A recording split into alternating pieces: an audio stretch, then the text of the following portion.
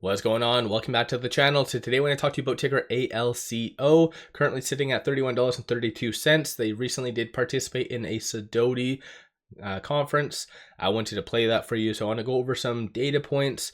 We'll go through and listen together the actual conference. I'll give you some kind of thoughts, general thoughts during it. And then afterwards, I'll go over kind of what I like, good, bad, and the ugly, everything that you need to know. But starting off though, it is a 237 mil market cap company, 0.64% yield.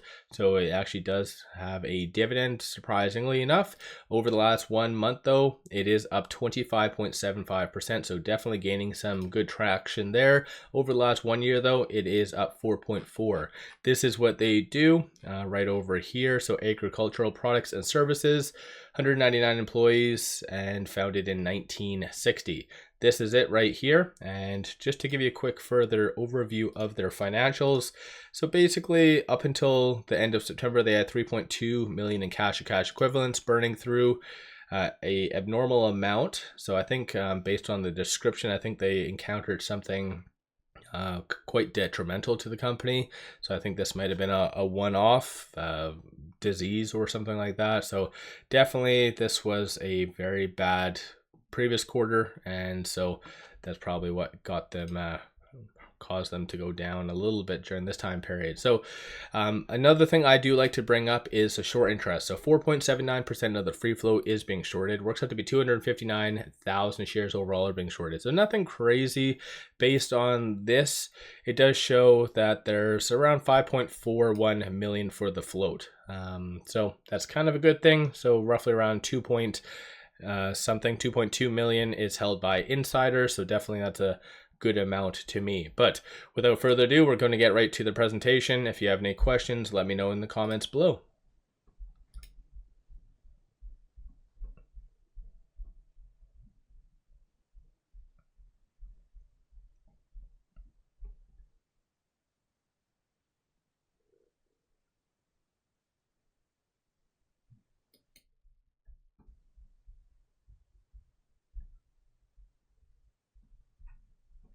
Okay, we'll go ahead and get started. Good morning, everybody. Welcome to Sidoti's January Microcap Conference.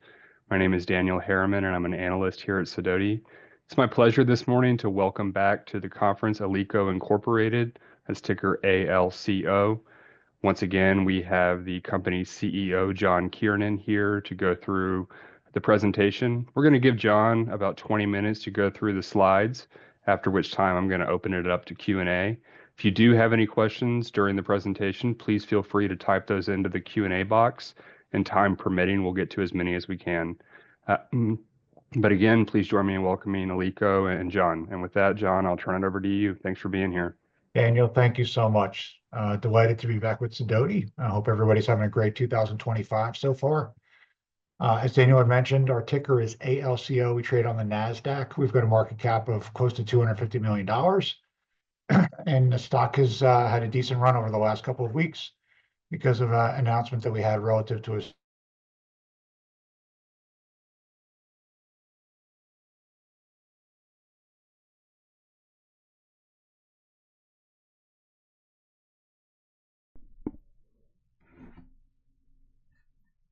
Yeah, it's still going.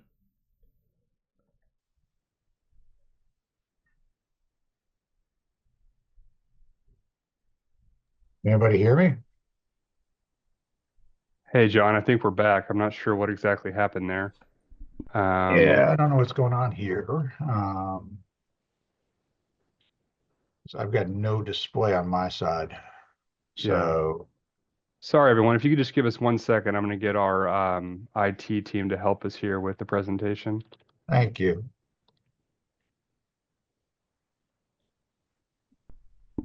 Okay, let's try and skip ahead when they actually start.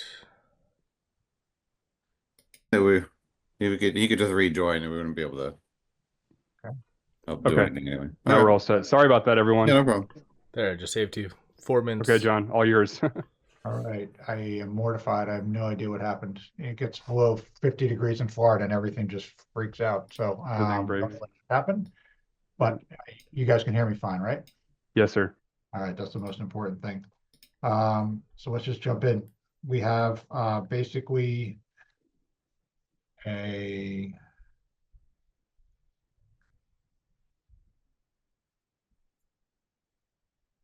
again, we're having a little trouble. There we go. Forward-looking statements. All right. Let's talk a little bit about our history. Daniel, you can see this? I see the beginning of the slide deck, the investor presentation. Gotcha. And that's it. That's it, huh? Side note, good thing that they are not a tech company, because this would be a massive red flag. So luckily enough, they're in agriculture, so I think this can be forgiven, I hope. Yes, sir. I'm gonna reset. Hang on a sec. How about now? Now we're good. Let's just leave it like this so we don't run into any issues, if that's Yeah, okay. I'm not going to mess All with right. any. Thank you. Sincere apologies. So our history basically is over 125 years. We've been in agribusiness and a land management company, all located in the state of Florida. Today, we own about 53,371 acres. And on top of that, and not mutually exclusive, some are duplicative, we also own 48,700 acres of oil, gas, and mineral rights, again, all through the state of Florida. Our two divisions are Alico Citrus, where we're the #1 customer for Tropicana to make orange juice. We grow the oranges, they squeeze it into juice. And our land management and other operations division incorporates basically lease income, as well as some other support operations where we've done some third-party caretaking, and we've got some mining operations too. And I think the reason we're all getting together today is for the last few years, Alico has really approached investors to provide them with the benefits and stability of a conventional agricultural investment with the optionality that's going to come from active land management. And this would be our footprint, all located within the state of Florida. In the northern part, you see Tampa, you see Lakeland, a little bit on the top of the screen, which you can't see, is going to be Orlando. And then you go down the center of the state. So almost all of our land is in the center of the state, down to where you see that little yellow geometric shape. That is our Corkscrew Grove. It's not our southernmost property, but it's what we think is probably the southernmost property that has the potential for commercial residential development. But we're in 31 different locations in 8 different counties. These counties have basically different rules and regulations for entitlement work and approvals and so on and so forth. So we approach them as if they're their own little country. And we field teams specifically to address the needs for each of those regulatory environments. We have built a team over the last several years. The key addition would be the pretty one in the center. That's Mitch Hutchcraft. He joined last May. He's had a 35-year career basically doing real estate and entitlement work in Southwest Florida. He is a specialist. He is an expert. We think he's the best there's ever been at what he does. And what he does is take land like we have, like agriculturally zoned properties, and he works with the authorities and the processes and gets the approvals over a period of time with great efficiency to convert that approval into something else. So he's Man, I do gotta admit that like I'm more like I like finite details, and just the fact that he put like chief executive officer, president, and CEO, like that, I don't know. Yeah, it's definitely good that he is sticking to, hopefully he's has a background in like pure agriculture. No, I don't know. Unless maybe his admin made this, I'm not really sure. a rezoning expert, particularly for residential or commercial, and we're delighted to have him here on the team with us today. 2 weeks ago, on January 6th, Alico made a very strategic announcement that we were winding down our citrus operations at the end of this harvest season. The harvest should run on the second half of our crop until about April or May of this year. And after that, we are no longer going to be active in the citrus industry. We're not going to continue to invest money into our trees. We let a whole bunch of people go, unfortunately. And that was a key step to transform us into a diversified land company. That's going to allow us to focus on non-citrus related agricultural revenues. These would be away from permanent crops. Permanent crop would be something like a citrus tea that takes 7 or 8 years to grow and mature before it actually produces meaningful amounts of fruit. The agricultural opportunities that we'll be pursuing are much more seasonal and short term. Fruits, vegetables, sugar, sod, corn. Those are all good examples of alternative non-citrus type agricultural operations that hopefully Alico will be using some of our land to participate in. In addition to that, a small portion of our land would be strategically entitled to develop it into commercial residential spaces. We'll talk a little bit more of that in a minute. That did affect the workforce immediately. We will have a small amount, about 10% of our land, about 3,460 acres, would continue in citrus for one more season, but we would outsource all the caretaking for that because it does look like it's productive and profitable, at least for one more season.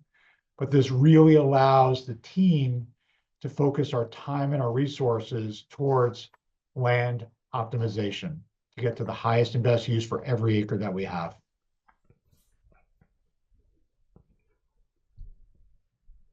Without belaboring the point, if you've been following the industry, you know that citrus production in Florida has been declining because of the disease known as greening.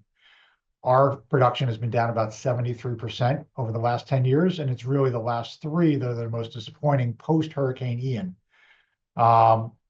We made a call after the first part of our season, which concluded at the end of December, that we did not think that this crop was going to be substantially higher. In fact, it's probably going to be lower than the previous season, and we're not going to be profitable on our citrus operation. So we did make this strategic decision to transition past citrus. We think this basically is going to decrease our capital requirements.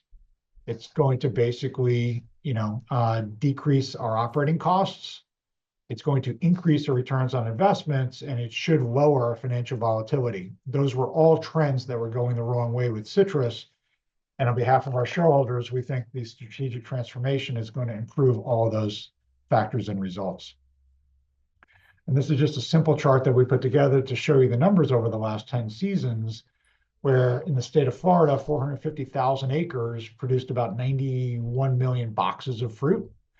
And then that's down to about 250,000 acres in 2024. We don't know what it is in 2025, but this year, best case scenario, they're looking at about 12 million boxes of fruit. So on the state side, extremely significant decline.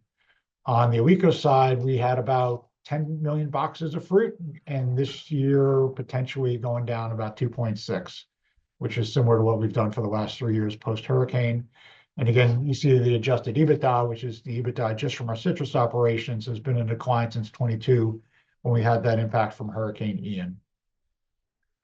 So this decision is all about creating shareholder value while still maintaining our roots and our legacy of being good stewards for the land that we own and operate. We think that the highest and best use for our acres, again, we own about 53,000 all within the state of Florida, is probably somewhere between $650 million and $750 million. And we'll break that into different categories to help you do your own analysis. But the other side of this is immediately we think the cash flow profile for Alico changes once we've made the strategic transition announcement. So we think the rest of this year will be cash flow positive. We think at the end of this fiscal year, we should have ample cash reserves to sustain at least 2 years of operations without additional land sales next year and the year after. And this will significantly reduce our working capital too. This will keep 75% of the land that we own still in agriculture. We're still tied to the land here in Florida as we have for 125 years.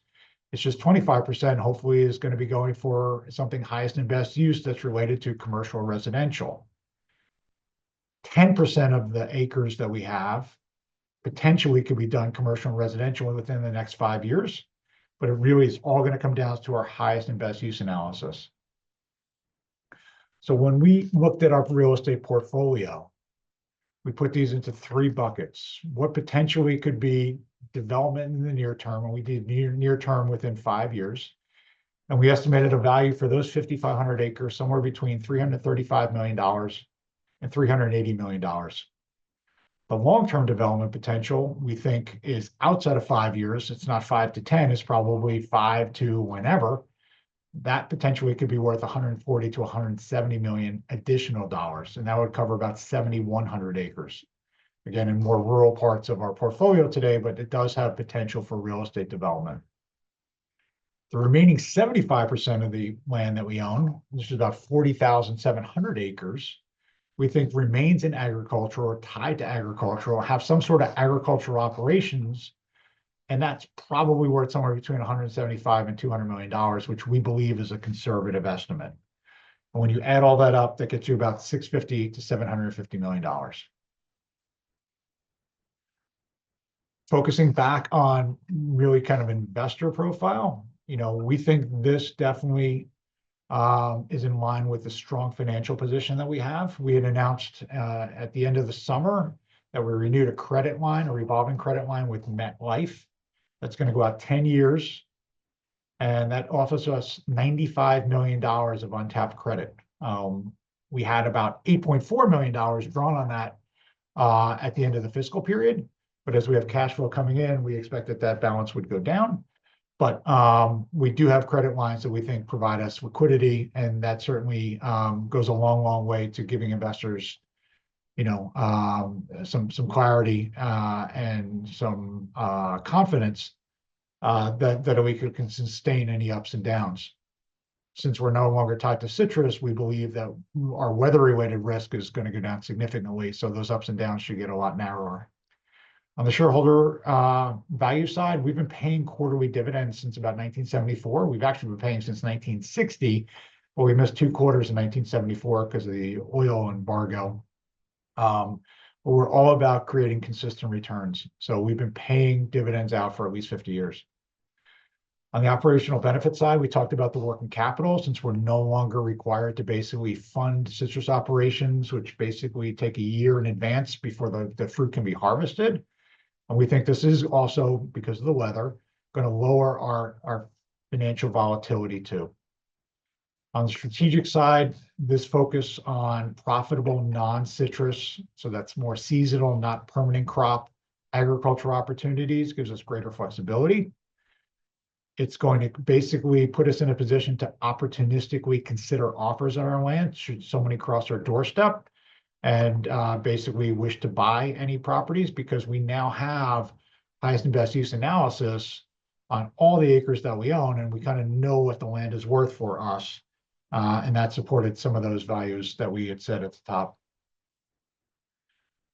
On the capital side, we talked about our dividends. We paid back over the last 10 years more than $41 million worth of dividends. We've also repaid about $113 million worth of debt. We've done almost a $10 million 10b5 program. We do not have one active today, but it's possible to have one in the future. But we bought back more than almost $10 million worth of stock. We also did a tender offer in 2018 and bought back from our investors almost $26 million worth of stock.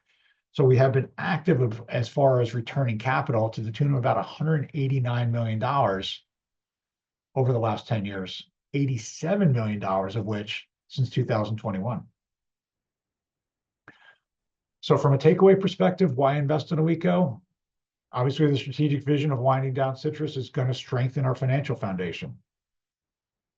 It does put us on a clear path to dramatically improve our shareholder value.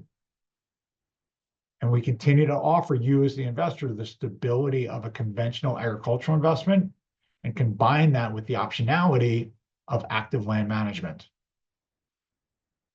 We think this strong foundation revolves around an expert management team that has a proven track record for executing. We also have improved the cash flow profile, and we've got ample liquidity for years to come. We've returned close to $190 million since 2015, and we've been basically paying out dividends since 1974. And we're not going to talk about comparable companies, but if you benchmarked us against some other agriculture-related firms, we think our valuation is compelling. So as a responsible land management company, we think we've got a proven track record of land sales, all located within the state of Florida. We think that this track record creates value for our shareholders while also benefiting our local communities. We're good stewards of our land for generations, and we plan to do that for generations to come. So with that, we'll turn it back to Daniel and see if we've got any questions we can answer today. Sure. Thank you so much, John, and thank you for the questions that have come in so far. We do have a little bit of extra time, so again, if you have some questions, please feel free to type them into the box. And John, we've already had quite a few, so I'm going to try to combine as I can. And again, some of these may be repeats from your last appearance. But touching on what you just mentioned about the compelling valuation, since the January 6th announcement, obviously the stock has reacted positively, but there still appears to be, quite a big disconnect between your estimated value and what the market is showing. Can you explain that disconnect a little bit? And then at the same time, with the announced transformation, what makes you think that the public markets are the best market in which to continue to execute your strategy? Sure. We'll take those in reverse order. We get asked frequently why we're a public company. Why don't we just go private? That certainly is not an option that we've never heard of or considered internally before. But at this point, as a management team and as a board, we're focusing on delivering this strategic vision to all of our shareholders equally, and expect that the stock will basically narrow the gap between kind of the realized value for assets and the trading value where we are today. And I think the simplest way to do that is by delivering on basically what we promised. And as we build credibility by delivering on either realizing value for strategic land sales at prices that we've discussed, or continuing to return substantial amounts of capital, we think that that will be recognized in the public market, and hopefully we'll see the share price continue to improve. But I think the burden is on us as a company and myself as part of the management team to really deliver on those results and go back and build credibility with this new strategy with these investors to continue to do what we promised. Yeah, they're basically just a REIT now, taking out the citrus aspect. They're a REIT, so it does make logical sense. Why would they be here? Of course, as why I brought up from their financials, they're not profitable, but I think a lot of that stems from, again, the citrus. But even with all these properties around, even though you got a good deal on them and they've appreciated, you pretty much are just waiting for a buyer. So you're at the same time, you're at the mercy of the market. Just, it seems very not a good business plan. But then again, what do I know? And it's only been 2 weeks, but we're working behind the scenes as hard and as fast as we possibly can to produce results for you, the investors. Perfect. And then touching a little bit about returns for investors and also the allocation. As you look to sell land, should investors expect you to retain the cash, pay higher regular dividends, or perhaps some special dividends? Or would you prefer share buybacks? I know you've got multiple options on the table there. We have had multiple options in the past. I think it's really going to be case by case, depending on what the timing is going to be.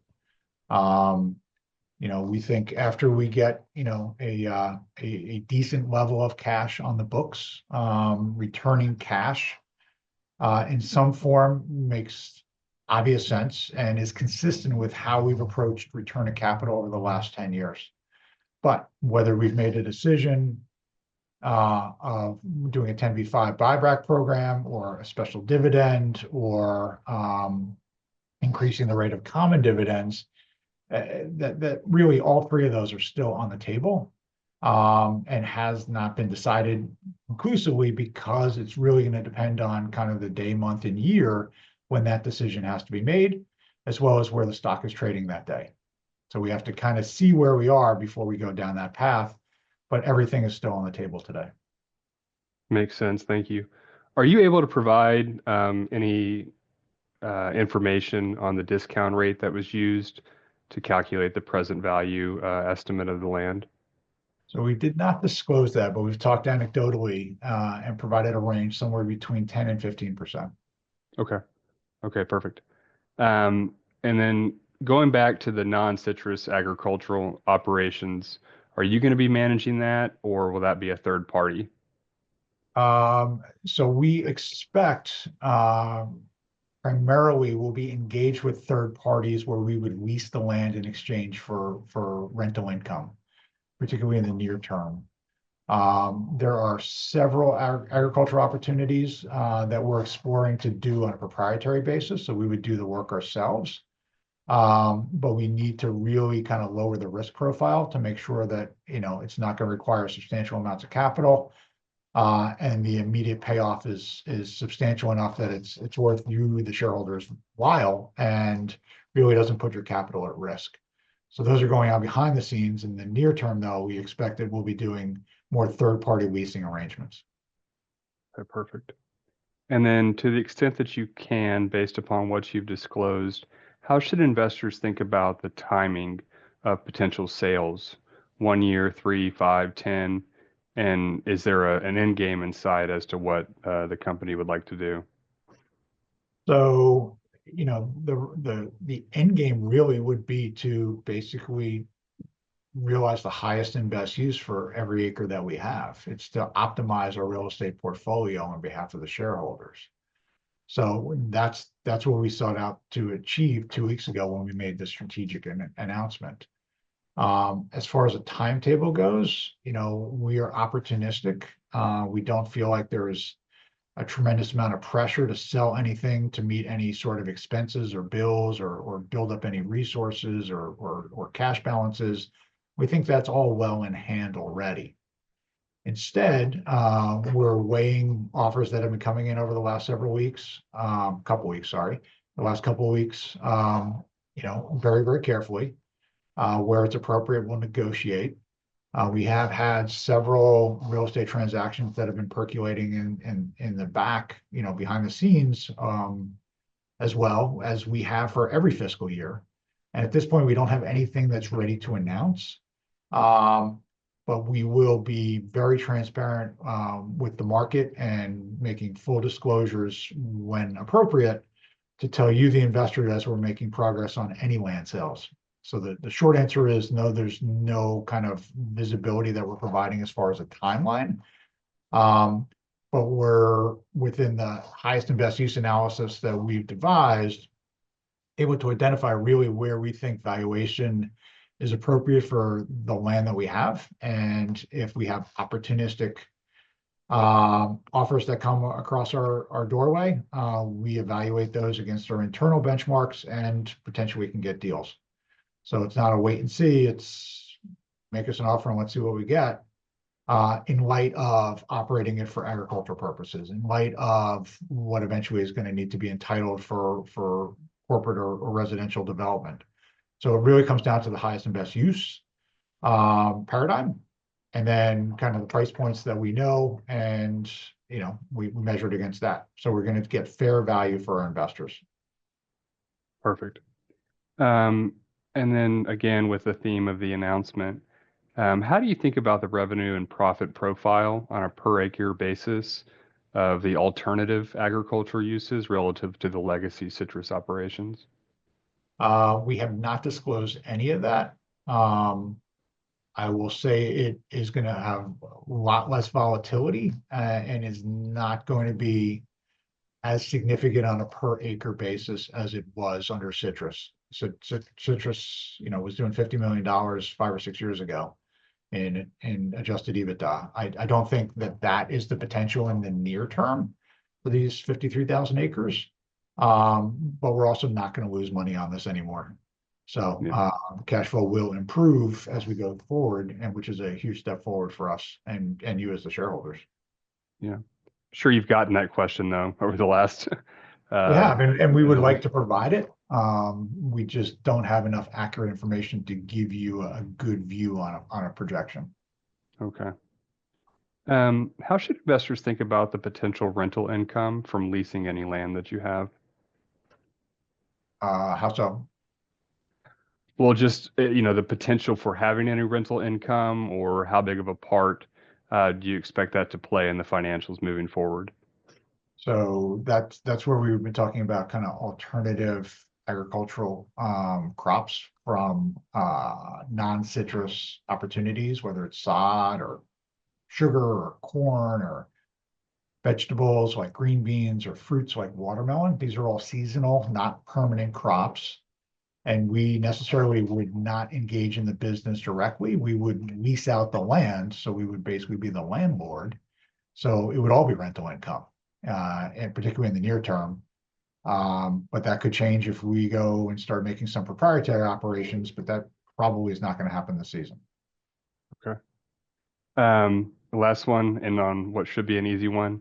Do you have any estimate of working capital release this fiscal year, or if you have disclosed that?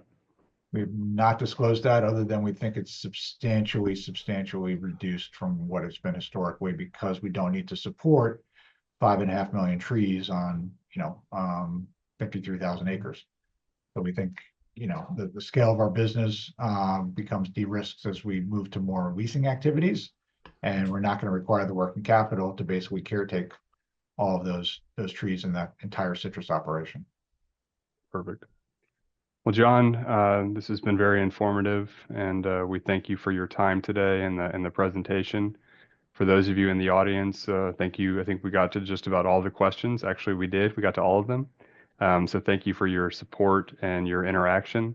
And on behalf of Sidoti and everybody in the audience, John, thank you again for sharing Alico's story, and we look forward to seeing you again in the near future.